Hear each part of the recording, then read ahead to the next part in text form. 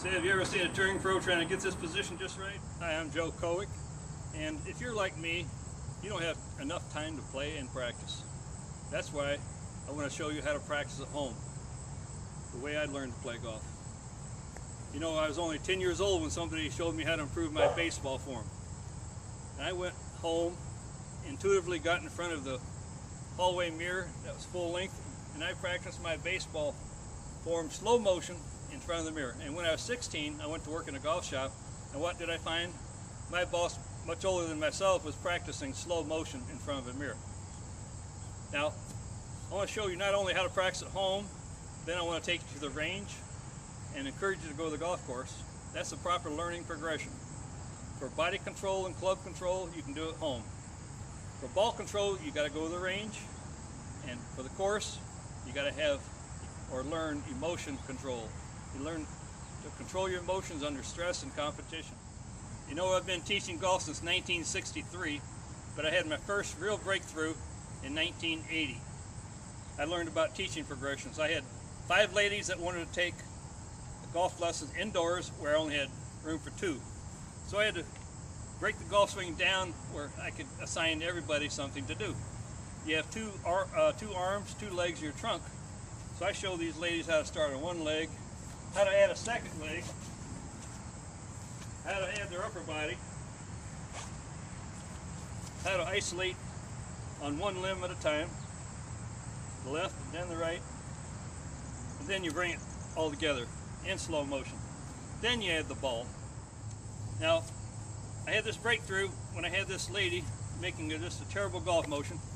I have a hillside here, I'm going to show you uneven lies, but right now, I want to tell you about this lady that moved her body just something awful. I was in a bowling alley nursery. I had to put her club down. You got to take away the club to work with body control. You don't have the club control, something's wrong with your body control. So I backed her up against the wall, or I just got against the wall, and I says, can't you just pull up your hip behind you? That was great. She could do it right away. It's hard for a pupil to take a verbal direction and put it into a physical action. So she got that. And she was still moving her head bad, so I put her head on the wall, and I got her head next to the wall without that club, and she got the upper body, still couldn't get the lower body, both together, so I used a wall and a chair. Breakthrough. You can do that at home, and the only way to improve on that progression is add aids, something that will show you how far your shoulders are turning. When you add a limb, you can still do it. If you get your head on the wall, you got to find something real short, like a short dowel rod. That's how you practice at home, learning body control. I even use aids for practicing the pivot. Something to block me from going sideways, something to force me to roll in and pivot towards something else. So there's a few little tips for practicing at home. Well, we were just at my home on the range. Now we're at the real range. And when you come to the golf driving range, you should come with a purpose, knowing what you're going to practice and how to practice. Number one, you want to make sure your mat is lined up with the target. And what I've developed is something universal for every golfer, and that's a pole that you can touch with the center of your lower body. I call it a center line, a universal center line. And this center line will help me with my stance, my posture, and ball position. Now I have an imaginary center line going from this point back to the pole, and this is my wedge position, my 5-iron position, and my driving position. And I'm locked into the driving position unless I were to put a golf tee on top of the mat or drill another hole through the mat. That's why this particular platform will be able to move left and right, forward and back. Now if I want some control out of my upper body, I've got this little gadget here. It's going to go up and down, left and right, and I'm going to let it come right to the crown of my head. I can turn my head back and forth, my finger doesn't move. I want to avoid up and down, left and right, rotation's good. You can move. I tend to move off the ball quite a little to the right. This helps me stay right there.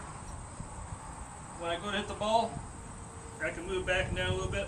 This isn't real solid, it's just a conceptual aid to help you give you some ideas about how to build something yourself. Say, have you ever seen a touring pro trying to get this position just right, maybe just before they hit the ball? With this direct feedback training device, if it's touching my forearm, I know the shaft is in a straight line.